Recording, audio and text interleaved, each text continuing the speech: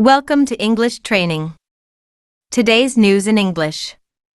May 23rd, 2026.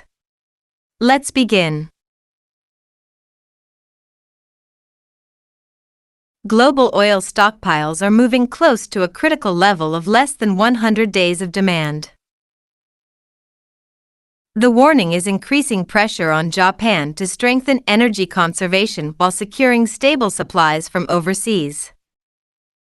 Analysts say low reserves could make prices more sensitive to shipping delays, geopolitical risks, and sudden demand spikes. Businesses may face higher fuel costs if the market tightens further. The situation shows why energy security remains a major issue even as countries invest in renewable power.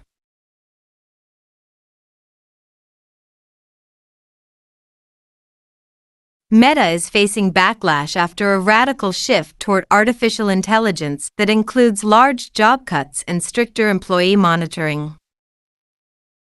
Reports say around 8,000 jobs may be reduced while about 1,500 staff have protested plans to monitor company PCs. Management argues that faster AI development requires leaner teams, stronger security, and closer oversight of sensitive work. Employees say the changes could damage trust and make creative work feel more controlled. The dispute highlights the human cost of rapid AI restructuring inside major technology companies.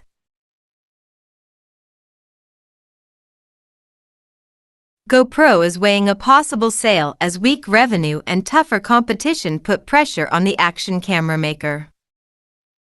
The company has struggled as China's DJI and other rivals deliver strong performance, advanced stabilization, and competitive prices. A sale or partnership could help GoPro find new capital, distribution strength, or technology support. The brand still has loyal users and valuable camera expertise, but its consumer hardware market has become much harder to defend. Investors will watch whether strategic talks can turn the company from a shrinking camera business into a broader imaging platform.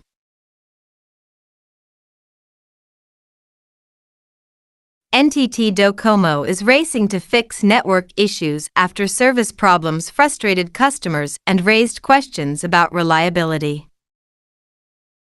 The company is reviewing equipment, traffic management, and support systems to prevent similar disruptions. Mobile networks have become essential infrastructure for payments, transport, work, and emergency communication, so even short outages can create wide impact. Docomo needs clear explanations and visible improvements to win back customer trust. The case shows how telecom operators are judged not only by speed, but by stability when users need service most.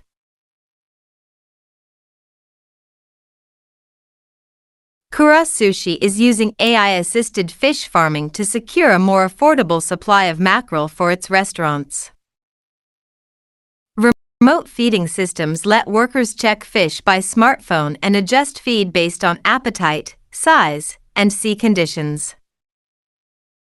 The approach can reduce waste, lower labor pressure, and make farmed fish supply more predictable.